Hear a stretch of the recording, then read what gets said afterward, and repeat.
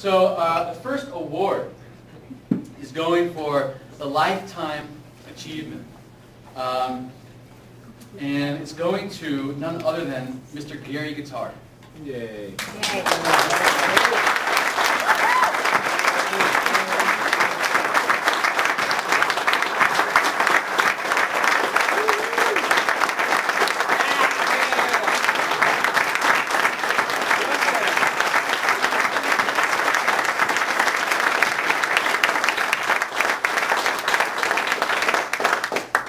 Now, Gary joined the family business in 1975. He was put in charge of developing the specialty chocolates of the business. And over the years, this seems resulted in the launch of the e-Guittard line, a direction that his ancestors would very much appreciate. And as we all know, it's an exceptional line of chocolate. Gary believes that chocolate making is an art form, complex and demanding, requiring effort throughout the process to do it right. In 2007, off the corner of his desk, Gary was instrumental in protecting the term chocolate in the U.S. In the honor of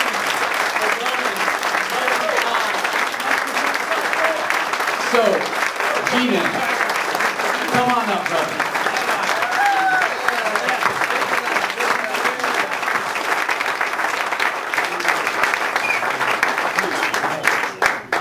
I'd like this opportunity to picture.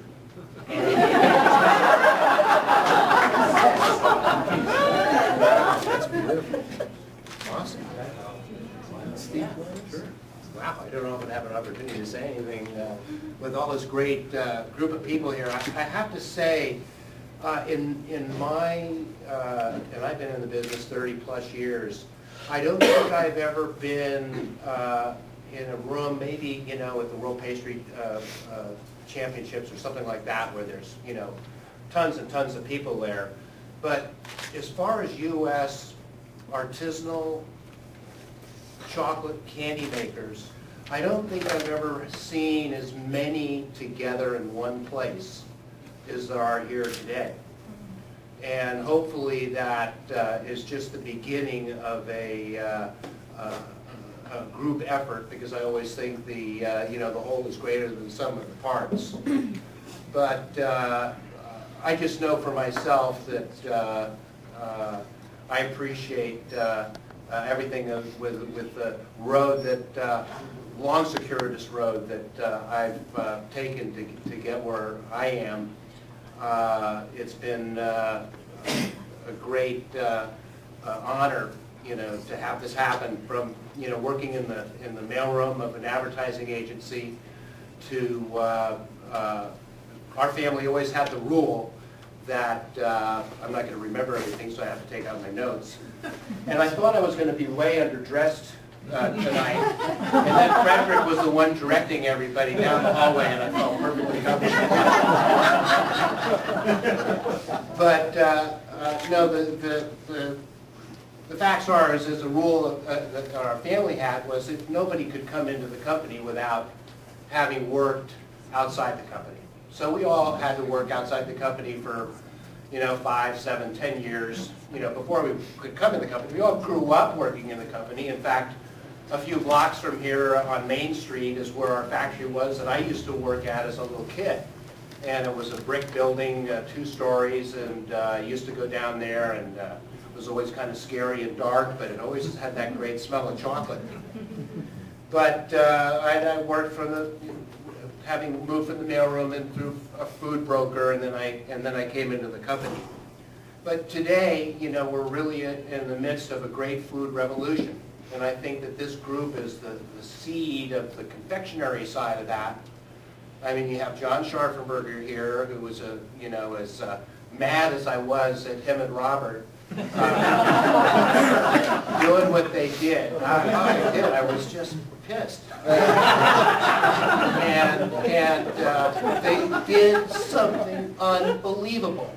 Anybody that makes chocolate and that knows what it takes to do what they did, it's unbelievable.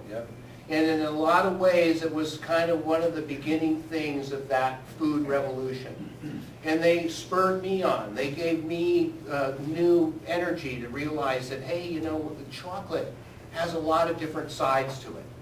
And I always realized milk chocolate had a lot of different sides to it, but I never realized dark chocolate had as many sides to it. And so as much as we are finding ourselves amidst this revolution where we're interested in the people who grow the product, how it's grown, where it's grown, how it's processed, all leads to a particular flavor, and or why one tomato tastes different than another. But this industry is special, and I think it's special because we make people smile.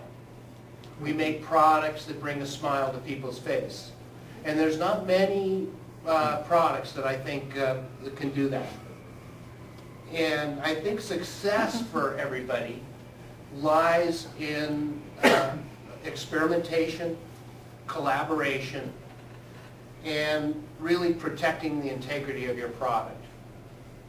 So as long as you're willing to experiment and try wild things, and to collaborate to help straighten whatever messes that you made, and protecting the integrity of what it is you're making is really important.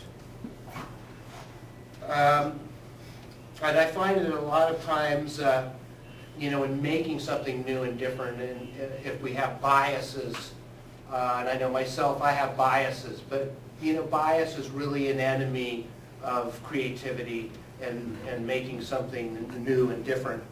So be open to new ideas and push the envelope, and do it with integrity and high morals, whether it has to do with the people you're working with, or your product, or your ingredients that you use to make that product.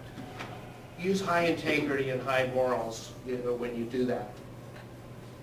So, you know, I thank you very much, and I really just hope this is the beginning of a revolution in the confectionery industry. You know, confection was a word that was used in the days of the troubadours during the Spanish Inquisition, and you know, you couldn't sing about love and stuff like that. They chop your head off. So they sang about confections, and in place of love.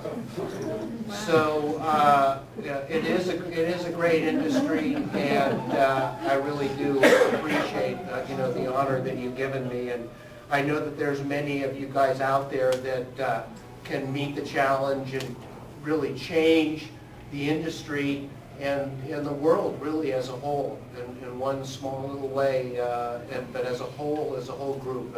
I think it's really exciting, and I think the future is going to be great. So thank you very much. All right.